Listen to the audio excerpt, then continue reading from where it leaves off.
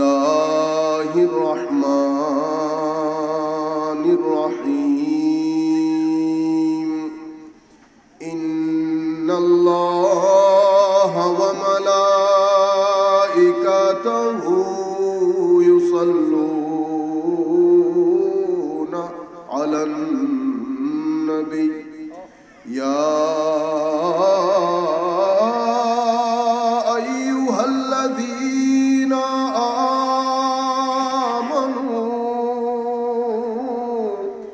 सल्लु अलैहि वसल्लिमू तस्लीमा। सलातुन या रसूलल्लाह अलैकुम सलामुन या हबीबल्लाह अलैकुम सलातुन या रसूलल्लाह अलैकुम सलामुन या हबीबल्लाह अलैकुम। हुवल हबीबुल लज़ी तुरजा शफ़ाअतुहु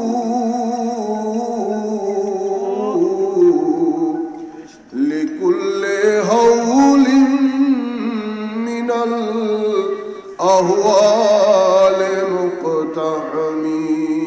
सलातुन या रसूलल्लाह अलैकुम सलामुन या हबीबल्लाह अलैकुम।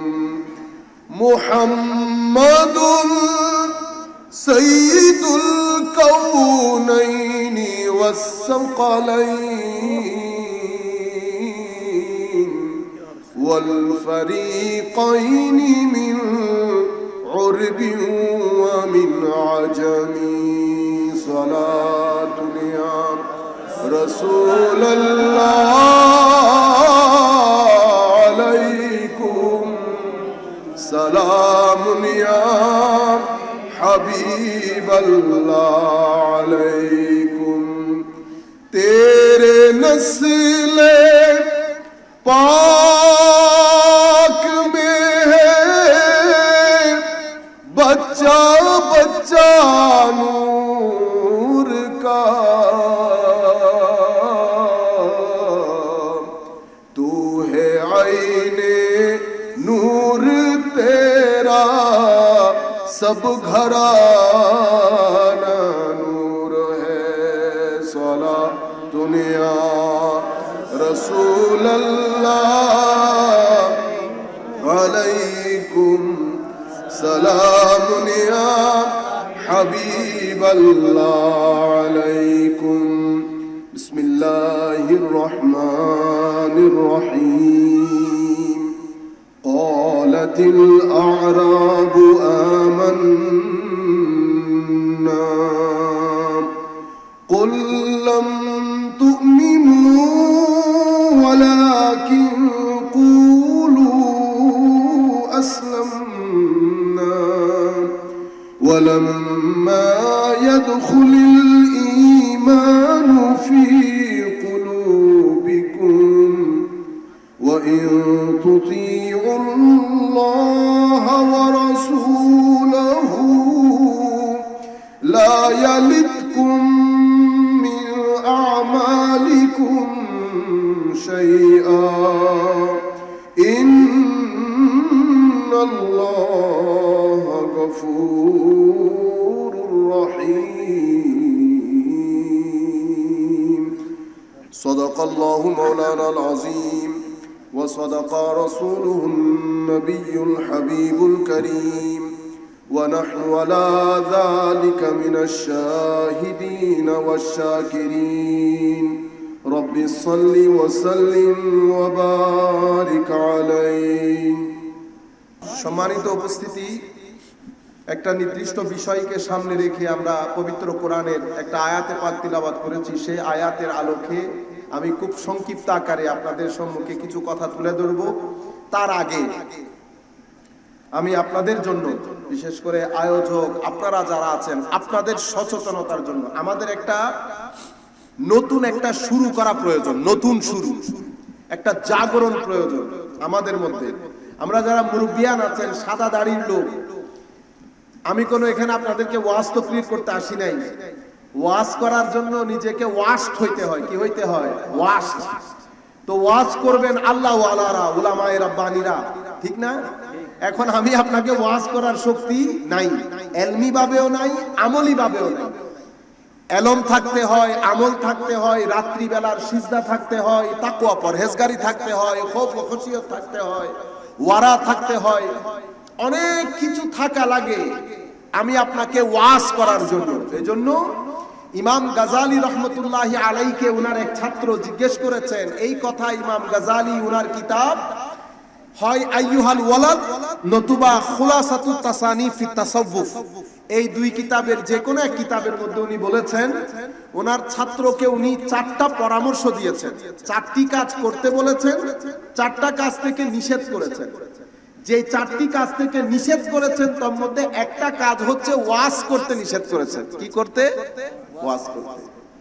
আবার বলেছেন ওয়াজ যদি করতেই হয়, ওয়াজ যদি করতেই হয় তো এমন ওয়াজ করো যেটা প্রথমে তোমার ভিতরে আছে, এবং এমন ওয়াজ করো সাধারণ কথা, যেই কথাগুলোর মাধ্যমে মানুষের চরিত্রের পরিশোধন হবে, মানুষের ভিতরে তাকওয়া পরহেজগারি জেগে উঠবে, মানুষ সিজদামুখী হবে, মানুষ আল্লাহমুখী হবে, রাসূল প্রেম আসবে। সেই ধরনের সাধারণ ভাষায় ওয়াজ করো। আবার মজলিস বুঝে ওয়াজ করতে হয়, ঠিক না? আমি আপনাদেরকে যেটা বলতে চাচ্ছি যে ইমামে গাজালি রহমতুল্লাহি আলাই ওনার ছাত্রকে উপদেশ দিয়েছেন পারতপক্ষে ওয়াজের দিকে না যেতে। কেন? ওয়াজ এটা কোনো ঢং করার নাম না। কি করার নাম না? ঢং করার নাম না। এটার উপর আমার জান্নাত জাহান্নাম নির্ভর করে। এটার উপর আমার জান্নাত জাহান্নাম নির্ভর করে। কারণ আমি এখানে কি কারণে আসলাম, আগে আমি আমার কারণ সেট করতে হবে। আমার নিয়ত কি? আমি এখানে সবার জন্য বলছি, আমাদের বিশেষ করে উলামায়ে কেরামের জন্য না, ডেফিনিটলি না। আমাদের যারা আয়োজক আছেন এবং আমাদের যারা তরুণ প্রজন্ম আছেন, আমাদের আহলে সুন্নাত ওয়াল জামাতের বিভিন্ন প্ল্যাটফর্মে, বিশেষ করে আমাদের মাদ্রাসার ছাত্ররা যারা কাজ করছেন এবং কলেজ ইউনিভার্সিটি ছাত্ররা যারা কাজ করছেন, আমি সকলের জন্য আমার একটা জাগরণী প্রয়োজন। এবং এই যে এখন আমার ভিতরে একটা ক্ষোভের সঞ্চার, সেটার মূল কারণ হচ্ছে কিছুদিন আগে আমি একটা জায়গায় গিয়েছি, একটা লাইব্রেরিতে বসার সুযোগ হয়েছে।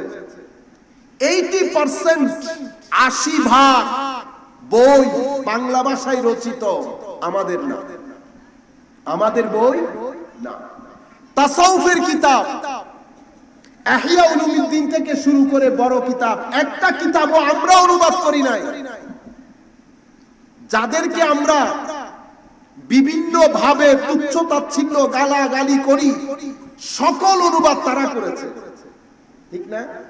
এবং প্রায় প্রত্যেকটা অনুবাদের মধ্যে খিয়ানত হয়েছে। কি হয়েছে?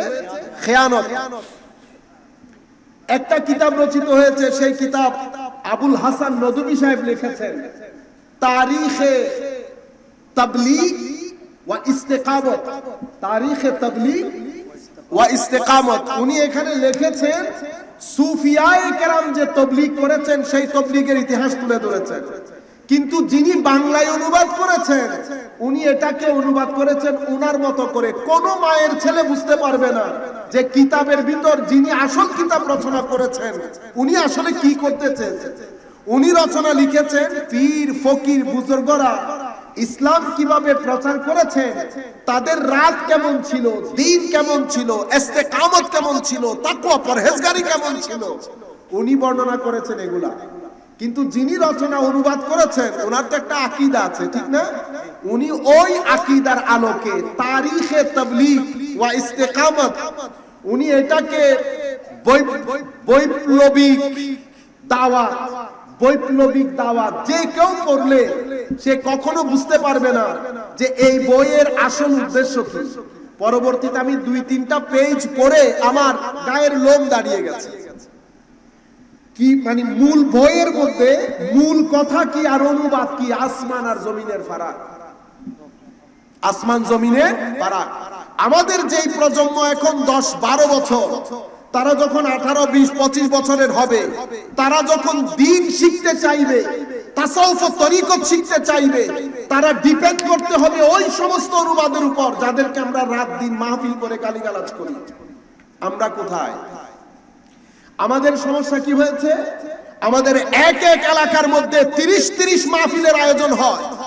এখন একটা এলাকার মধ্যে 10-12টা মসজিদ, আমরা 10-12টা মাহফিল করলে হয়ে যায়, কিন্তু আমরা সেটা করি না।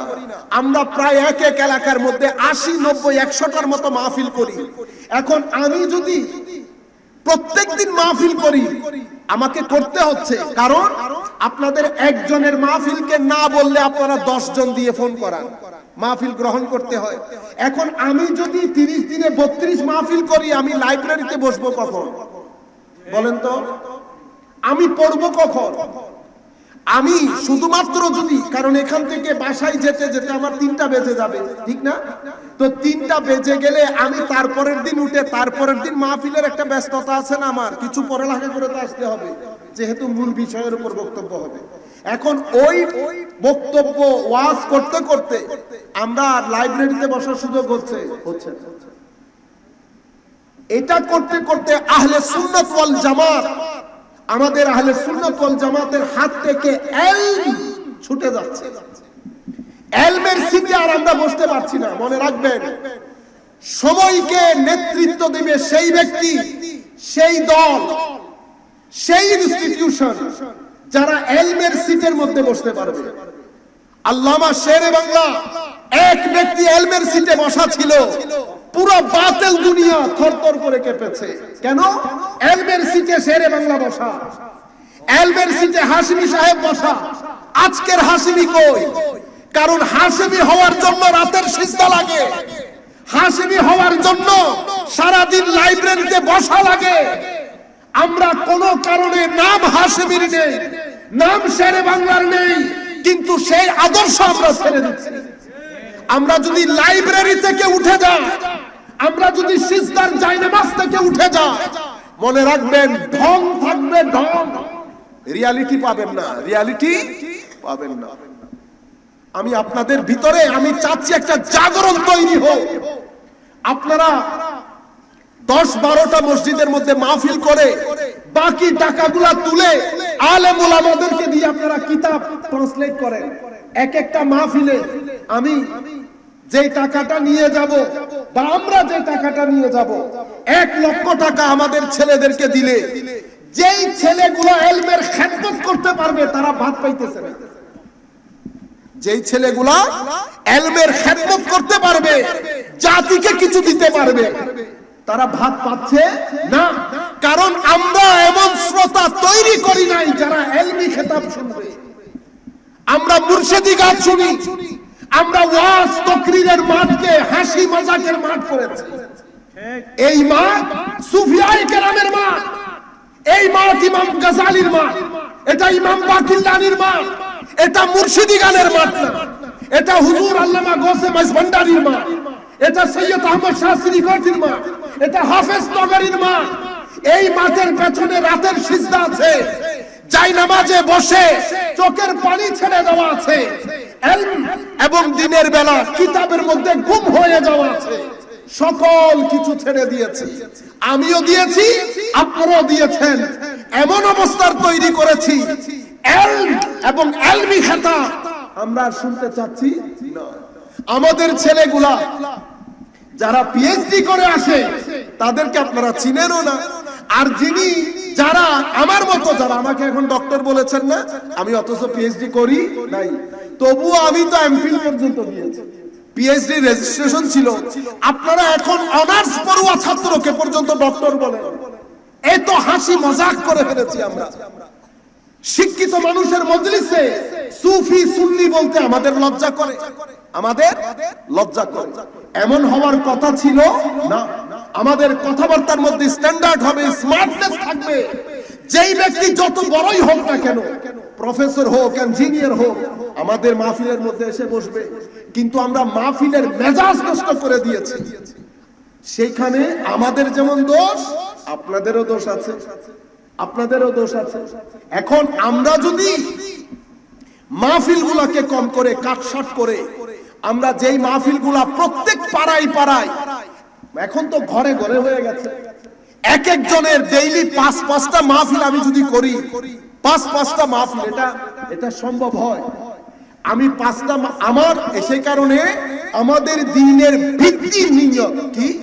নিয়ত। নিয়তুল মুমিন খায়রুম মিন আমালিহি।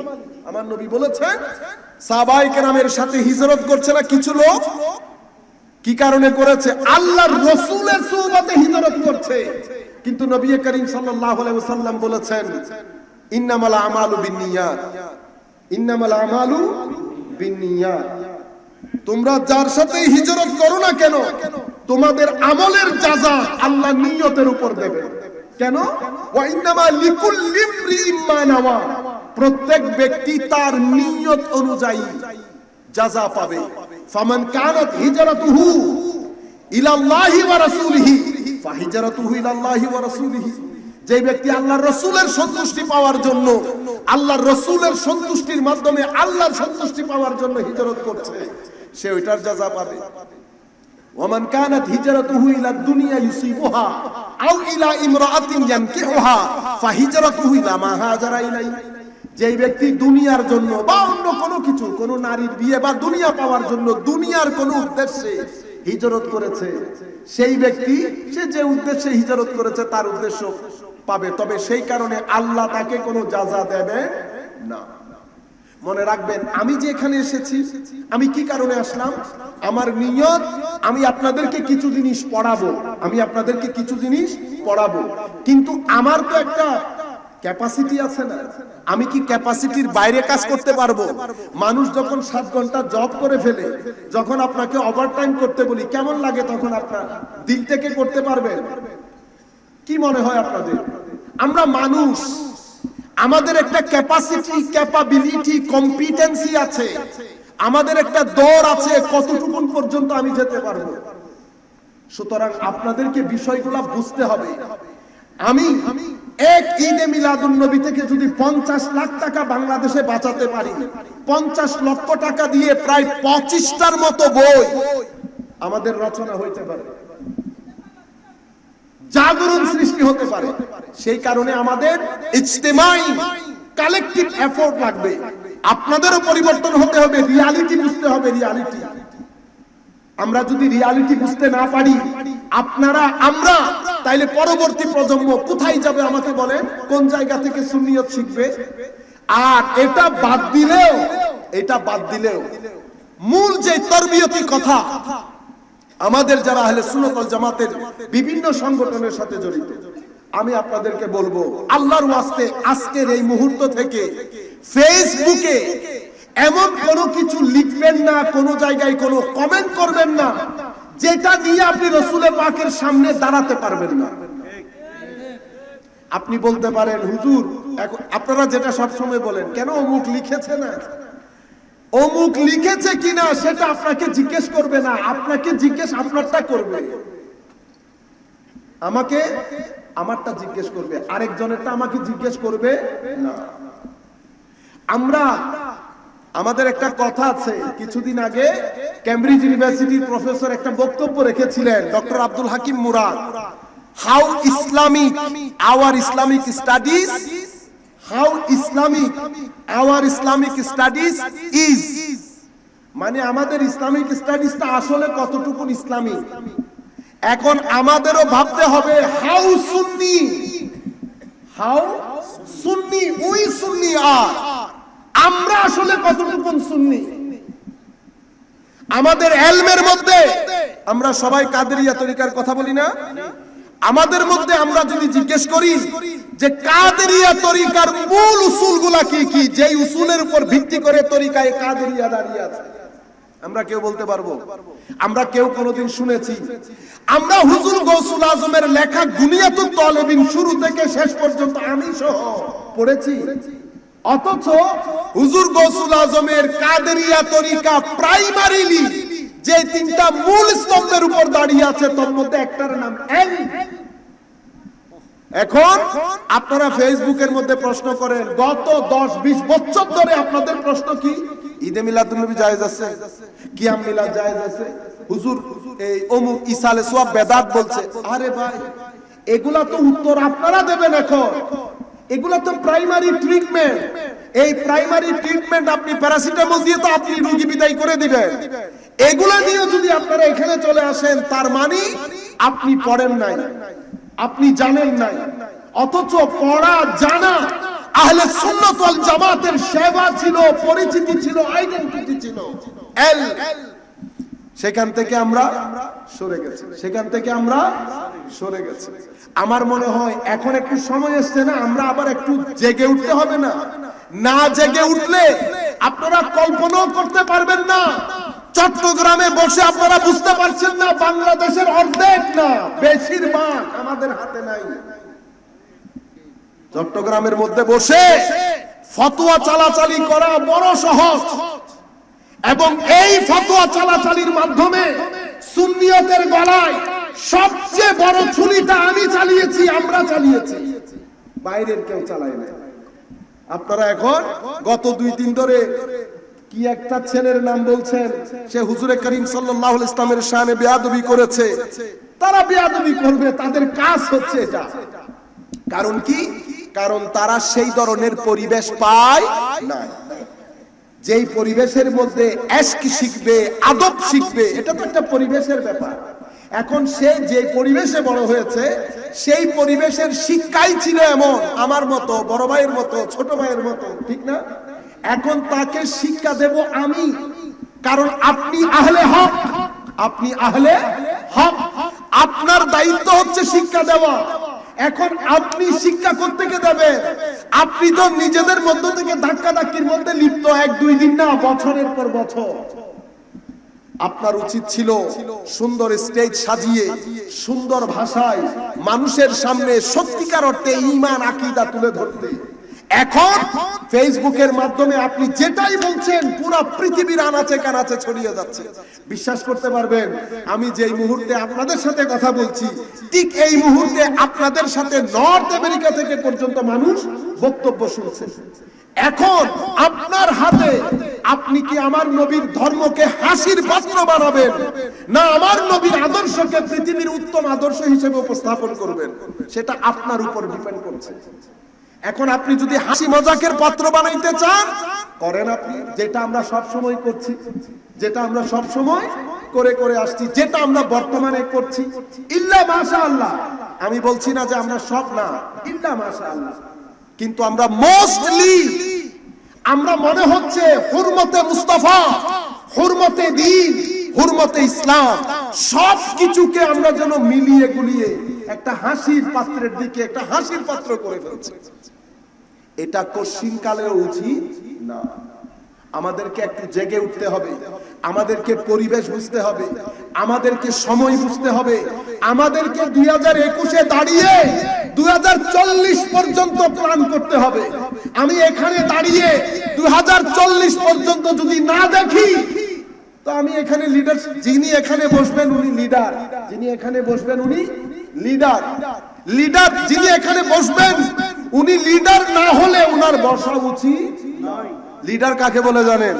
লিডার হচ্ছে যেই ব্যক্তি অতীত থেকে শিক্ষা গ্রহণ করে এবং ভবিষ্যৎ দেখে, ভবিষ্যৎ পর্যবেক্ষণ করে, অতীত থেকে শিক্ষা গ্রহণ করে এবং বর্তমানের জন্য একটা প্ল্যান করে, সেই ব্যক্তিকে লিডার বলে। যেই ব্যক্তি, আবারও মনে করেন, যেই ব্যক্তি অতীত থেকে শিক্ষা গ্রহণ করে, ভবিষ্যৎ পর্যবেক্ষণ করে এবং ভবিষ্যৎ আর অতীত, অতীতের শিক্ষা, ভবিষ্যতের অবস্থার পর্যবেক্ষণ, দুইটাকে একসাথে করে বর্তমানের জন্য প্ল্যান করে, সেই ব্যক্তিকে লিডার বলে। এখন ব্যবসায়ীরা দেখেন না, ব্যবসায়ী কি করেন? অতীত থেকে শিক্ষা গ্রহণ করেন, ফার সাইটেড, ভবিষ্যৎ দ্রষ্টা হন, অতঃপর বর্তমান নিয়ে একটা প্ল্যান তৈরি করেন। আমাকে ভবিষ্যৎ বুঝতে হবে না, আমাকে জাতি বুঝতে হবে না, আমরা কোন দিকে যাচ্ছি, কি বলছি। দেখেন, আমার বিভিন্ন তরিকার মধ্যে এক এক তরিকার সাথে আরেক তরিকা। আমার সাথে আমাদের সভাপতি মহোদয় আছে না, আমরা একজন মাসলা মাসাইলের ক্ষেত্রে একজনের সাথে সব ক্ষেত্রে একমত পোষণ করবো এরকম কোনো কথা আছে না। আমরা দ্বিমত পোষণ করব, দ্বিমত পোষণ করার পরে একসাথে ভাত খাবো, আবার কোলাকুলি হাসি ঠাট্টা করে যার যার ঘরে চলে যাব। এটা আমাদের আলামত ছিল। এটাকে বলে ইলমি ইখতিলাফ। কি বলে? ইলমি ইখতিলাফ। ওই দিন কিছুদিন আগে আমাদের এক মৌলভী সাহেবের দেখলাম ইন্না লিল্লাহি ওয়া ইন্না ইলাইহি রাজিউন। তো আমাদের এখানে ফতোয়া তিন ধরনের হয়। কয় ধরনের? তিন ধরনের। একটা ফতোয়া হয় হাসদি। কি? হাসদি মানে হিংসুটে ফতোয়া। এখানে এলম নাই, ভিতরের আগুন আছে। কি আছে? ভিতরের আগুন, আগুন জ্বলতেছে না, ভিতরের আগুন। এটার নাম হিংসুটে ফতোয়া, এটা হাসদি। আরেকটা ফতোয়া হচ্ছে ফতোয়া সিয়াসি, রাজনৈতিক, কাউকে না কাউকে খুশি করতে হবে না সেই কারণে। আরেকটা ফতোয়া ইলমি। ইলমি ফতোয়ার মধ্যে আগুন থাকে না। কি থাকে না? আগুন থাকে না। আমি বলবো হুজুর আপনার এই মাসআলা নিয়ে উলামায়ে কেরামের মধ্যে দুই দল, উলামায়ে কেরামের মধ্যে দুই দল। আমি যারা জায়েজ বলেছেন তাদের পক্ষে, অথবা যারা নাজায়েজ বলেছেন তাদের পক্ষে।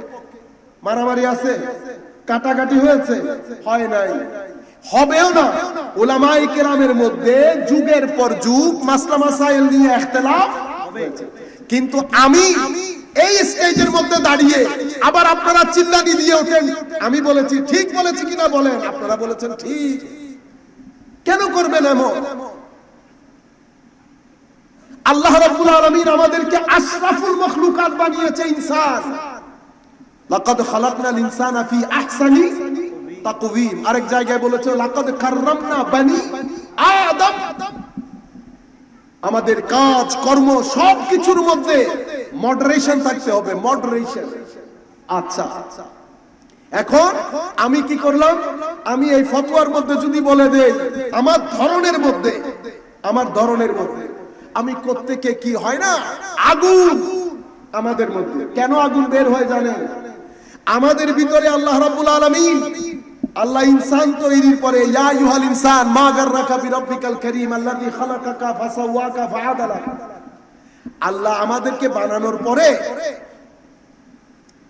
আমাদের ভিতরের জমিনের নাম নফস। জমিনের নাম কি? নফস। সেই জমিনের মালিকের নাম কলব। কি বলি? কলব। সেই জমিনের প্রধানমন্ত্রীর নাম আকল, ব্রেইন, ইন্টেলেক্ট। সেই জমিনের গভর্নরের নাম কি জানেন? গভর্নর। লালসা এবং রাগ, ক্রোধ। লালসা, শাহওয়াত এবং গজব, এই দুইটা হচ্ছে সেই জমিনের গভর্নরের নাম। সেই জমিনের মধ্যে আবার লাইট হাউস আছে। লাইট হাউস, এই যে লাইট জ্বলতেছে না, লাইট। লাইট কি? লাইট চোখ, নাক, হাত, এই যে আমাদের perception of senses, senses of perception, এগুলা আমার 5 faculties of senses, পঞ্চ ইন্দ্রিয় বলি না, পঞ্চ ইন্দ্রিয়। হাত, হাত দিয়ে ধরলে আমরা গরম ঠান্ডা বুঝতে পারি না। এরপরে চোখ দিয়ে তাকাইলে জিনিস দেখতে পাই। এরপরে আমরা জিহ্বাতে লাগাই জিনিস বুঝতে পারি। এগুলা হচ্ছে আমাদের বিভিন্ন ইন্দ্রিয়, এগুলা হচ্ছে লাইট হাউস। পুরো ব্যাপারটা বুঝতে পেরেছেন? রাগ এবং লালসা, রাগ এবং লালসা। এখন জমিনের দেশের মালিক কলব, কলব গেছে শুয়ে। কলব কি? হায় হায়, কলব যখন ঘুমাই গেছে তো লালসার ক্রোধের ক্রোধ, রাগ সুযোগ পাইছে না? সুযোগ পাইয়া কি করছে? জমিনকে একেবারে দবাই দিছে না? তো জমিনকে যখন দবাই দেয় তখন মানুষের ব্যালেন্স নষ্ট হয়ে যায়।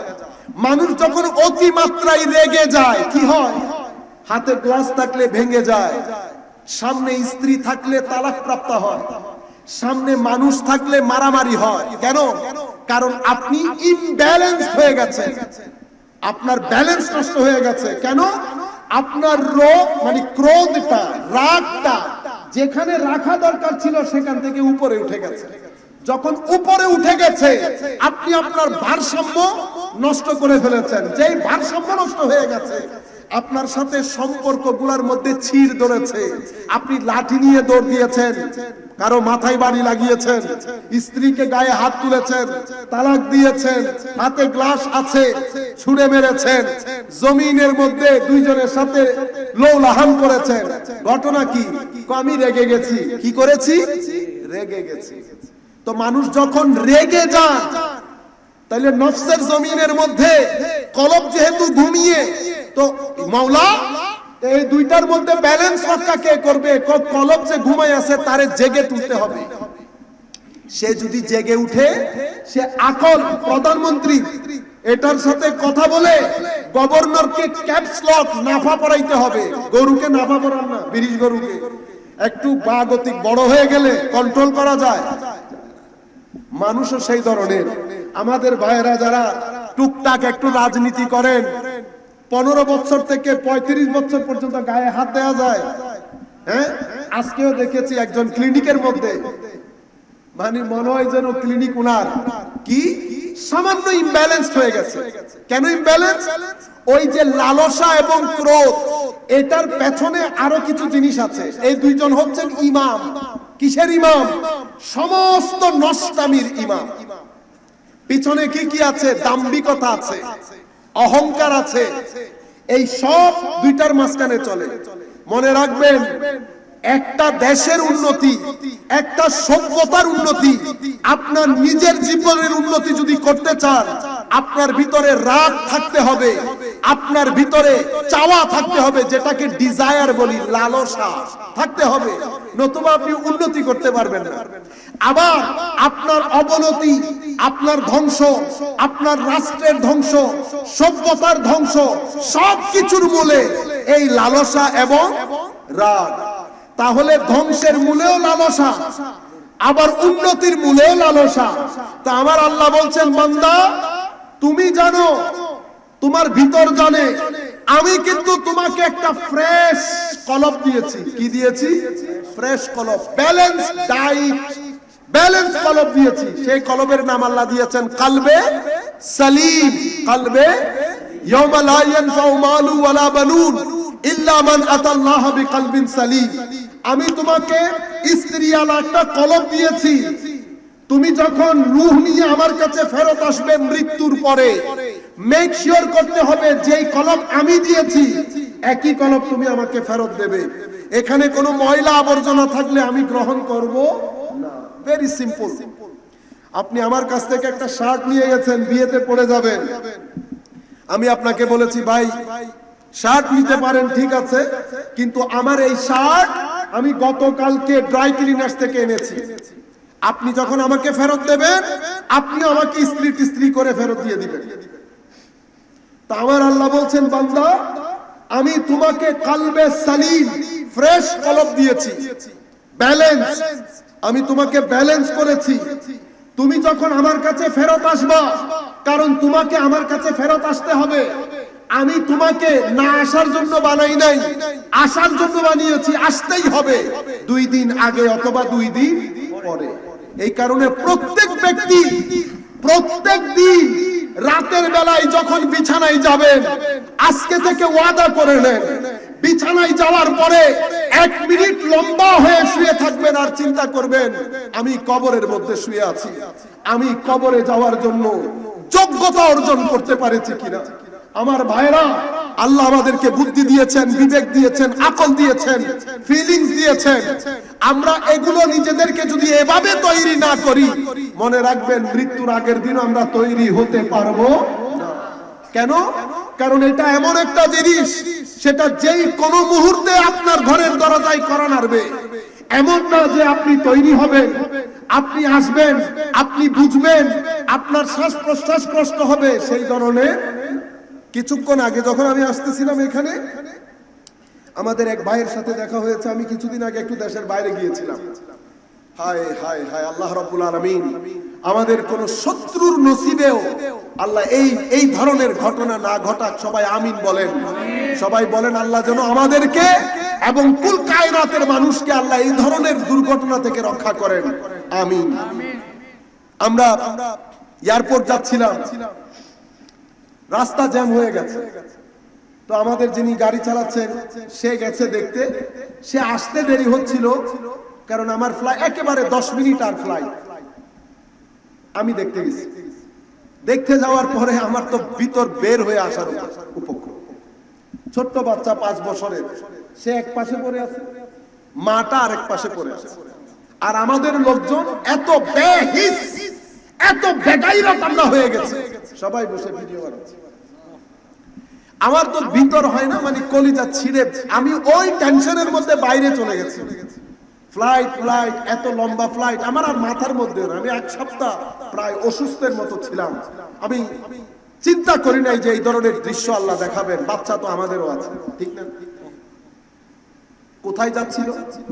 সি বিচে। ওই গাড়িতে বসা একজন ঘটনাচক্রে বেঁচে গেছেন, তার সাথে আসার সময় দেখা, কথাবার্তা জিজ্ঞেস করতেছিলাম। আমি জানতাম না উনি ওই ট্যাক্সিতে ছিলেন।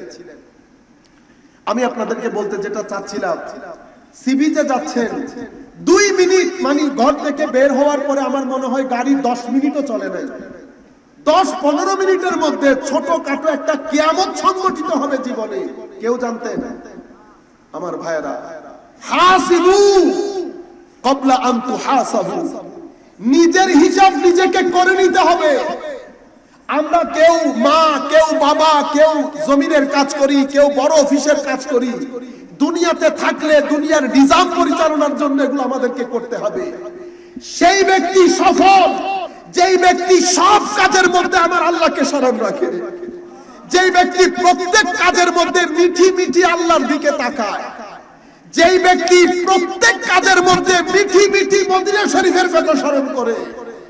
বাকি আপনার টাকা পয়সা, ধন দৌলত, সেটা দুনিয়াদারি আছে, ছিল, থাকবে। কারুনেরও ছিল, পৃথিবীর এটা দুনিয়ার নিজাম, এটা থাকবে। মনে রাখবেন, সফলতা আমার আল্লাহ বলছেন, কুল্লু নাফসিন যায়িকাতুল মাউত ওয়া ইন্নামা তুওয়াফাউনা উজুরাকুম ইয়াওমাল কিয়ামাহ ফামান যুহজিহা আনিন নার ওয়া উদখিলাল জান্নাতা ফাকাদ ফাজ। আমার আল্লাহ বলছেন, বান্দা আসতে হবে। সফল সেই ব্যক্তি যেই ব্যক্তি জাহান্নাম থেকে নিজেকে বাঁচিয়ে জান্নাতমুখী হতে পেরেছে, সেই ব্যক্তি সফল। আমাকে আপনাকে যিনি বানিয়েছেন, নবীদেরকে যিনি বানিয়েছেন, ওয়ালিদেরকে যিনি বানিয়েছেন, উনি বলছেন সফল সেই ব্যক্তি যেই ব্যক্তি জাহান্নাম থেকে বের হয়ে নিজেকে জান্নাতি করতে পেরেছে। এখানে আমি জান্নাতি হওয়ার জন্য আমাকে দেখবেন না আমি কত বড় পরিবারের ছেলে, আমার গাড়ি কত বড় ছিল, মানুষ আমাকে কত সম্মান করত, সম্মান, টাকা পয়সা। আমি আসলাম, আপনি উঠে গেলেন, বসে গেলেন, এগুলা দুনিয়াদারি। এগুলার সাথে আখিরাতের সফলতার কোনো সম্মান নাই, কোনো দাম নাই, মূল্য নাই। কুল কায়নাত আমাকে দেখে দাঁড়িয়ে গেল, আমার নবী আমাকে দেখে মুখ ফিরিয়ে নিল, কোনো দাম আছে? কুল কায়নাত আমাকে সম্মান করলো না, কিন্তু আমি চোখ বন্ধ করলে মদিনার ঝিলিক দেখতে পাই। আল্লাহর ইজ্জতের কসম, কুল কায়নাত একদিকে, আমার নবীর মুস্কি হাসি আরেকদিকে। আপনার আমার সম্মানের কোনো দরকার আছে? ইয়া রাসূলুল্লাহ সাল্লাল্লাহু আলাইহি ওয়াসাল্লাম। সম্মানিত যুবক ভাই যারা আছেন, আমি যুবকদেরকে বলছি, যুবক বয়সে এই কাজটা একেবারে সহজ। যুবক বয়সে এই কাজটা একেবারে সহজ, কারণ চতুর্দিক থেকে এক আকীদার ফিতনা, ঈমানের ফিতনা, আখলাকের ফিতনা চতুর্দিক থেকে আমাদেরকে ঘিরে ধরেছে। আমরা 7 দিন ইবাদত রিয়াজত করার পরে হঠাৎ করে ফেসবুকের মধ্যে আমরা স্লিপ করে ফেলি না? আমি নিজে সহ করছি, স্লিপ করে ফেলছি। 7 দিনের ইবাদত নষ্ট হয়ে গেছে না? আমাদের মুরব্বিয়ানে কেরাম জানেনও না আমরা কোন তুফানের মধ্যে আছি। আমাদের মুরব্বীরা জানেনও না, ওনারা তো বুঝতেও পারছেন না। আমাদের এক এক রাত হাজারে হাজারে যুবক জাহান্নামী হয়ে যাচ্ছে শুধুমাত্র এই ফেসবুক, অনলাইন, টুইটার সবকিছুর মাধ্যমে। আমাদের মুরব্বিয়ানে কেরাম জানেনও না, কারণ তারা রাতে শোন, সকালের নামাজের জন্য উঠে যান। আমরা যখন রাত্রি বেলায় যাই, মোবাইল আমাদের সাথে থাকে, মোবাইল আমাদের সাথে থাকে। আর কোন খারাপ বন্ধুর দরকার আছে? আর কোন খারাপ বন্ধুর দরকার আছে? নাই। সম্মানিত ভাইয়েরা, আমরা বোধহয় আমাদেরকে নষ্ট করে দিচ্ছি, আমরা বোধহয় ট্র্যাক থেকে সরে যাচ্ছি, আমরা এক আজীব জায়গার মধ্যে চলে যাচ্ছি, আসল জায়গা ভুলে। আমাদেরকে এখন স্টেবিলিটি, সামাজিক স্টেবিলিটি, পারিবারিক স্টেবিলিটি, শান্তি, এগুলার মধ্যে যদি আমরা আবার ঢুকতে চাই, দিন ছাড়া, সবুজ গম্বুজ ছাড়া অন্য কোনো অপশন নাই। আল্লাহর ইজ্জতের কসম করে বলছি, শান্তি যদি কোথাও পাওয়া যেত, টাকা পয়সা গাড়ি বাড়ির মধ্যে, তো ওয়েস্টের, পশ্চিমা বিশ্বের লোক, আমেরিকা ইংল্যান্ডের লোক সবচেয়ে বেশি শান্তিতে পারত না, সবচেয়ে বেশি শান্তিতে থাকতে পারত না। কিন্তু আপনি বিশ্বাস করেন, দিন, সবুজ গম্বুজ এগুলা ছেড়ে দিলে বর্তমানে আমরা যে অবস্থা, যে দ্বন্দ্বের মধ্যে পড়েছি, এটা এই কারণে পড়েছি কারণ আমরা একটা সেন্টার থেকে সরে যাচ্ছি। আপনি দেখেন, লাইট আমার গায়ে পড়েছে, আমি যখন ওই পাশে চলে যাব অন্ধকার হয়ে যাব না? এটা হচ্ছে সবুজ গম্বুজ। আপনি যেই কোনো ভাবে যত দূরেই থাকেন না কেন, একটু চেষ্টা করতে হবে আমার নবীর সামনে থাকে, নবীর সামনে থাকে। হাই খোদা, কোন রকম যদি একটু এখান থেকে সরে ওদিক দিয়ে চলে যাবেন, অন্ধকার হয়ে যাবে, জীবনে অন্ধকার নেমে আসবে। পাঞ্জে গানা নামাজ ছাড়বেন না, পাঞ্জে গানা নামাজ মসজিদে পড়বেন। বিশেষ করে আহলে সুন্নাত ওয়াল জামাতের সমস্ত অর্গানাইজেশনের ছেলেদেরকে বলছি, আমাদের রোগ নির্ধারণ করতে হবে কোন কোন জায়গায়। বিশ্বাস করেন, প্রাচ্য থেকে পাশ্চাত্য পর্যন্ত আমাদের রোগের ধরন একটা, আমাদের রোগের ধরন একটা। বাংলাদেশ, ইন্ডিয়া, পাকিস্তান, শ্রীলঙ্কা, এই 4 দেশে আহলে সুন্নাত ওয়াল জামাতের রোগের ধরন একটা। আমরা কথা বেশি বলি, কাজ কম করি। আমরা কথা বেশি বলি, কাজ কম করি। আমরা প্র্যাকটিক্যাল না। আমার নবী বলছেন, দেখেন, ঈমান লা ইলাহা ইল্লাল্লাহ মুহাম্মাদুর, ঠিক না?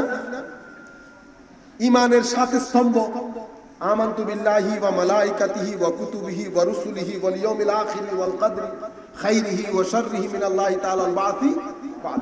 এটা ঈমানের 7টা স্তম্ভ, ঠিক না?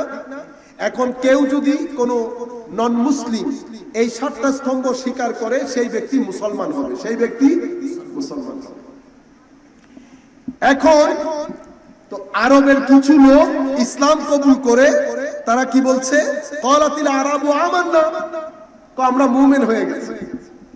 আমার আল্লাহ বলছেন, না হাবিব, আপনি তাদেরকে বলে দেন তারা যেন নিজেদের আইডেন্টিটি মুমিন না বলে।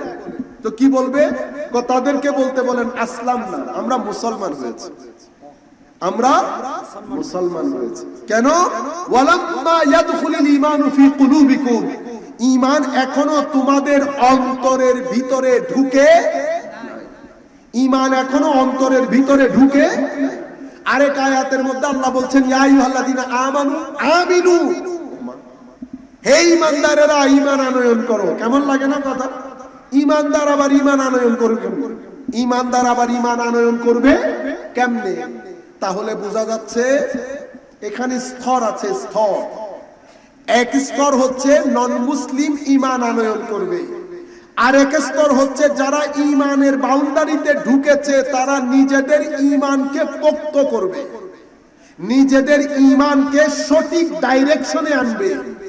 তো মওলা লা ইলাহা ইল্লাল্লাহ বলার পরও হয় নাই, মুসলমান হয়ে গেছো আলবাত, কিন্তু মুমিন হওয়ার জন্য মুমিনের কিছু ফিচার আছে, ফিচার। আপনারা যখন আইফোন নেন, তো আইফোনের ফিচার দেখেন না আপনারা? আমরা, আপনাদের এখানে কম হয়, আমরা যারা ওয়েস্টে থাকি, আমরা কোন একটা জিনিস নেওয়ার সময় ইনগ্রেডিয়েন্ট দেখি, ভিতরে কি কি জিনিস আছে, ভিতরে কি কি জিনিস আছে। তো প্রত্যেক জিনিসের, যেমন টয়োটা একটা ফিচার আছে, টয়োটার একটা ডেসক্রিপশন আছে, বর্ণনা আছে, এই গাড়ির মধ্যে কি কি আছে। তো মুসলমানদের একটা ডেসক্রিপশন আছে না, মুমিন একটা ডেসক্রিপশন আছে না? তো ডেসক্রিপশন কি? আমার নবী বলছে, তুমি যদি মনে করো তুমি মুমিন, তো মান কানা ইউমিনু বিল্লাহি ওয়াল ইয়াউমিল আখির, মান কানা ইউমিনু বিল্লাহি ওয়াল ইয়াউমিল আখির, যেই ব্যক্তি মনে করছে সেই মুমিন হয়েছে, তাকে কি করতে হবে? তাকে তার প্রতিবেশীকে সম্মান করতে হবে। আমি একটা একটা করে ফিচারগুলো বলি, এখন আমরা নিজেদের মধ্যে সেটা অ্যাপ্লাই করে দেখব। আমার নবী যেই ফিচারগুলো বলেছেন, মুমিনের যেই পরিচিতি দিয়েছেন, সেটা আমার মধ্যে কতটুকু এসেছে। আমার নবী বলেছেন, মান কানা ইউমিনু বিল্লাহি ওয়াল ইয়াউমিল আখির, যেই ব্যক্তি মনে করবে সেই মুমিন, যে ঈমান এনেছে, ফালিয়াকুল খাইরান, সে যেন ভালো কথা সৎ কথা বলে। আও যদি ভালো কথা কোনো কিছু না থাকে তাহলে কি থাকবে? চুপ থাকবে। লিয়াসমুত মানে আমি জমিনে যাই, বাইরে থাকি, ঘরে থাকি, যেখানে যাই, আমার যদি কথা বলতে হয়, যদি মুমিন হয়, মান কানা ইউমিনু বিল্লাহি ওয়াল ইয়াউমিল আখির, যেই ব্যক্তি মুমিন সে হয় ভালো কথা বলবে, নতুবা চুপ থাকবে। এখন আপনি দেখেন আমাদের ঈমানের মধ্যে, আমাদের ইবাদতের মধ্যে, আমাদের ইশকে রাসূলের মধ্যে আমরা ওই ফিলিংস কেন পাই না? পাই না এই কারণে, কারণ আমরা ইবাদত 1 কেজি করলে 2 কেজি এটা দিয়ে নষ্ট করে দিই। দোকানের পারে যখন আমরা বসি, আমরা কিসের কথা বলি? দুই বন্ধু ইভেন আইলের মধ্যে বসে, আমরা জমিনে কাজ সেরে আইলের মধ্যে বসেছি, আমরা কিসের কথা বলি? দেখেন এগুলা হচ্ছে মৌলিক জিনিস। এগুলা বাদ দিয়ে আপনি যদি বড় বড় জিনিস চিন্তা করেন, কোনো লাভ আছে? কারণ আপনি হাট থেকে বাজার করলেন, 1 মণ চাউল কিনলেন, কয় মণ? 1 মণ। আমি এই যে আপনাকে উদাহরণটা দিচ্ছি, এটা অরিজিনাল উদাহরণ হচ্ছে ইমাম জালালউদ্দিন রুমির মাসনবিতে দিয়েছেন। আমি ওই উদাহরণটা আপনারা বুঝার জন্য চাউল দিয়ে দিচ্ছি, কারণ আমাদের প্রধান খাদ্য ভাত। 1 মণ চাউল নিয়ে যদি আপনি রওনা দেন, আর ওখানে যদি 3টা 4টা ছিদ্র থাকে, বড় ছিদ্র, আপনি আপনার ঘরে আস্তে আস্তে চাউল থাকবে। যদি 2 মণ নিয়ে নিউ মার্কেট থেকে রওনা দেন, 3টা বড় ছিদ্র নিয়ে আপনার ঘর পর্যন্ত যখন আসবেন, ভাত থাকবে? থাকবে। আমার ভাইরা, জালালউদ্দিন রুমি বলছেন, বান্দা, ও আল্লাহর বান্দা, তোমার এত ইবাদত, এত রেওয়াজত, এগুলা কিসে খাচ্ছে? তোমার ভিতরের চুয়া ইঁদুর খেয়ে ফেলতেছে। তো আমার ভিতরের ইঁদুর কি? তুমি আমলগুলা যে তোমার এখানে জমা করছো, 1 মণ 2 মণ জমা করেছো না? করেছি। ওই যে নফস, আপনি ওখানে গীবত করেছেন, পরনিন্দা করেছেন, পরচর্চা করেছেন, অহংকার দেখিয়েছেন, দাম্ভিকতা দেখিয়েছেন, নফস আপনাকে ঠেলেছে না বিভিন্ন কুকাজ করার জন্য? ওই নফসের ইঁদুর আপনার ভিতরের আমলের বস্তা কেটে ফেলেছে, যার কারণে আপনি ঘর থেকে মসজিদ পর্যন্ত আসতে আসতে আপনি যেই তাকওয়া নিয়ে যোহর থেকে ওয়েট করছেন, সেটা আসরের আগে আপনার তাকওয়া বস্তা থেকে নিচে পড়ে গেছে। যখন আপনি আসরের নামাজে গেছেন, আপনি ওই যোহরের মতো আগের মুসল্লি, আপনার মধ্যে কোনো পরিবর্তন আসে না। এরপরে আসরের নামাজ পড়েছেন, আসরে কতগুলো মুসল্লি নিয়ে নামাজ পড়লেন, অনেক সময় অনেক ইশক মোহব্বত নিয়ে নামাজ পড়েছেন না? অনেক সময় এসে যায় না অনেক ইশক মোহব্বত? আপনি ঘর বের হলেন, বের হয়ে 3 জনকে গালাগালি করেছেন, 4 জন সাথে পরনিন্দা পরচর্চা করেছেন, ঘরের মধ্যে কি কি বলেছেন। আসর থেকে মাগরিবের মাঝখানে আপনার ভিতরের চুয়া ইঁদুর আপনার ওই আমলের তাকওয়ার নূর খেয়ে ফেলেছে। বুঝতে পেরেছেন? এই কারণে আমি যখন ওয়াজ করছি আপনাদের ভাষায়, আমার ভাষায় ওয়াজ না, আমি বক্তব্য দিয়ে আপনাদেরকে একটা ক্লাস করাচ্ছি, একটা জিনিস শিখাতে এসেছি। ওয়াজ অনেক বড় জিনিস। ওয়াজ হচ্ছে আমার সিনার মধ্যে কিছু নূর আছে, সেই নূর দিয়ে আমি আপনার সিনা প্রজ্বলিত করতে চাচ্ছি, সেটাকে ওয়াজ বলে। নসিহত করা, উপদেশ দেওয়া। এখন উপদেশ দেওয়ার জন্য আমার ভিতরে উপদেশ থাকতে হবে না, আমার কোনো পশ্চিম পূর্বের ঠিক নাই। আমি আপনাকে উপদেশ দিতে আসলে তাসির হবে। সেই জন্য আমি আপনাকে বলতে চাচ্ছিলাম, এখন আমাদের ভিতরে এই নূর, এটা কোন রকম আমি জমা করতে পারছি না। 30-40 বছর ইবাদতের পরেও আমার জিন্দেগির মধ্যে নামাজের কোনো তাসির পড়ছে না। একটা লাইট জ্বালানোর সাথে সাথে আমার এখানে আলোকিত হয়ে গেছে না? হয়ে গেছে। আপনি ওখানে একটা কালো কোনো কিছু যদি ধরে রাখেন, আলো এখানে পড়বে? পড়বে না। তাহলে আমি নামাজের নূর জ্বালিয়েছি, তিলাওয়াতে কোরআনের নূর জ্বালিয়েছি, দরুদে পাকের নূর জ্বালিয়েছি, ওয়াজ তাকরীরে বসে জিকির ইলাহির নূর জ্বালিয়েছি। মাওলা এত নূরের পরেও নামাজের মধ্যে যখন যায়, রুকুর মধ্যে স্বাদ পায় না, সিজদার মধ্যে স্বাদ পায় না। মাওলা তোমার জিকিরের মধ্যে আমি সেই মজা অনুভব করি না কেন মাওলা? আমার মাওলা ভিতর থেকে ডাক দিয়ে বলেছেন, বান্দা আমি তোকে বলে দিয়েছিলাম কদ আফলাহা মান তাযাক্কা। আমার নবী তোদেরকে বলেছে তোদের ভিতরের কিছু জিনিসকে পবিত্র করতে হবে, তোদের মুখ রক্ষা করতে হবে, হাত রক্ষা করতে হবে। আমি তোদেরকে বলে দিয়েছিলাম আমার হাবিবকে দিয়ে, মুমিন সেই ব্যক্তি যেই মুমিন অন্য মুমিনকে কষ্ট দেয় না, যেই মুমিন অন্য মানুষকে কষ্ট দেয় না, যেই কখনো পরের হককে ফেলে না। বান্দা পরের হকও খাইলি, মানুষকে কষ্টও দিলি, এত কিছুর পরে তুই যদি আমার ইবাদতের মজা চাস, আমি তোকে সেই মজা দিতে পারবো না। কেন? কারণ তুই যেই বান্দার ফিলিংস এর মধ্যে হার্ট করেছিস, কষ্ট দিয়েছিস, তারা আমার বান্দা। আমার বান্দাদের মনে কষ্ট দিয়ে তুই আমার সন্তুষ্টি ই মহালাস মহালাস তো মহালাস, এটা অসম্ভব একটা কাজ।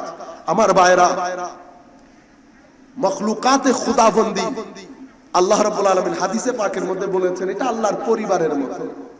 আপনারা শুনেছেন না, বনি ইসরাইলের এক মহিলা সারা রাত ইবাদত করত, সারা দিন রোজা রাখত, শুধু একটা বিড়ালকে খাদ্য না দিতে দিতে বিড়াল যখন মারা গেছে, আল্লাহ রাব্বুল আলামিন সারা রাতের ইবাদত গ্রহণ করেন নাই, দিনের রোজা আল্লাহ গ্রহণ করেন নাই, জাহান্নামে নিক্ষেপ করেছে।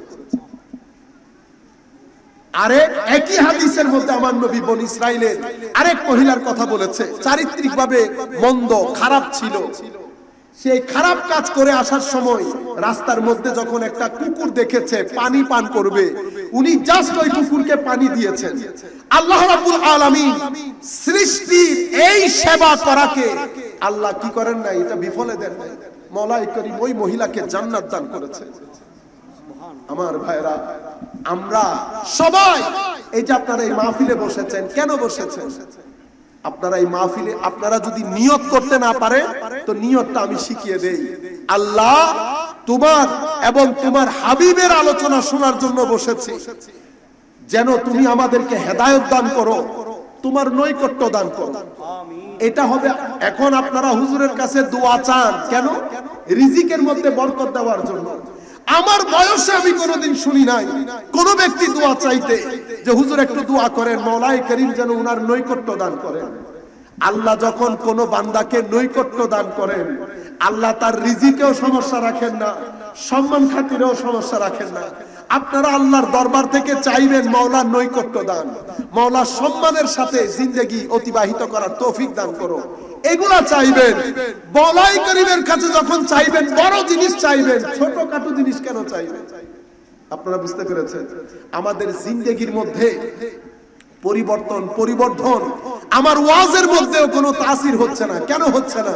কারণ আমি ওয়াজ করার জন্য আমার ভিতর যেই তৈয়ারি প্রিপারেশনের দরকার ছিল সেটাও তো করতে পারি না, সেটাও করতে পারি। কাজেই আসেন, আমার নবী সাল্লাল্লাহু আলাইহি ওয়াসাল্লাম মুমিনের যে পরিচয় তুলে ধরেছেন, বলেছেন হয় ভালো কথা বলবেন অথবা চুপ থাকবেন। আবার আমার নবী বলেছেন শুধু তাই না, মুমিনকে কহাবি আমার হুজুর করিম সাল্লাল্লাহু আলাইহি ওয়াসাল্লাম হযরত ফারুক আযমকে ইশারা করে বলছেন, যতক্ষণ পর্যন্ত তুমি আমাকে সবকিছুর চেয়ে বেশি ভালোবাসতে না পারবে ততক্ষণ পর্যন্ত তুমি মুমিন হতে পারবে। এখন দেখেন, প্রথমে বলা হয়েছে মুমিনকে মান ক্বালা লা ইলাহা ইল্লাল্লাহ, আমানতু বিল্লাহি ওয়া মালাইকাতিহি, সাত স্তম্ভ। এখন আবার কতটুকুনের মধ্যে মুমিন ঈমান, কতটুকুনের মধ্যে চলে যাচ্ছে দেখেন। মুমিনের ফিচার বলতে বলতে এতটুকুন পর্যন্ত এসেছে। আপনি রাসূলে পাকের মহব্বত রাখলেন, আপনি ভালো কথা বললেন, কিন্তু আলে বাইতে রাসূলকে আপনি মহব্বত করলেন না, মুমিন হতে পারবেন না। আমার নবী বলেছেন হাদিসে পাকের মধ্যে, আমি এখন খুলে বলতে গেলে অনেক সময় লেগে যাবে, লা ইয়াদখুলিল ঈমানু কালবা রাজুলিন, কোন ব্যক্তির অন্তরে ঈমান প্রবেশই করতে পারে না যদি সেই ব্যক্তি আমার আলে বাইতকে ভালো না বাসে। আপনি দেখেছেন প্রথমে কি বলেছে? ঈমানের 7 স্তম্ভ, আল্লাহতে বিশ্বাস, নবীতে বিশ্বাস, আখিরাতে বিশ্বাস, সবকিছু করেছেন। এরপরে নিচের তবকায় মুসলমানদের মুমিনের ফিচার, মুমিন কাকে বলে? মুমিনের চরিত্র বর্ণনা হয়েছে। মুমিন কারা? মুমিন যেই ব্যক্তি মুমিন হবে সেই প্রতিবেশীকে কষ্ট দিবে না, এটা মুমিনের ফিচার।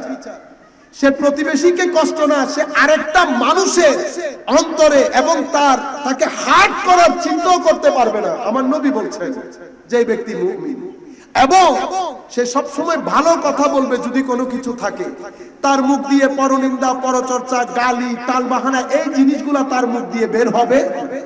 সেই যদি মুখ খুলে ভালো কারণে খুলবে অথবা মুখ বন্ধ রাখবে, এটা মুমিনের ফিচার, এটা মুমিনের। আবার মুমিনের আকাইদি পরিচয়ের মধ্যে ইশকে রাসূল, আদবে রাসূল, হুব্বে রাসূল থাকবে সাল্লাল্লাহু আলাইহি ওয়াসাল্লাম।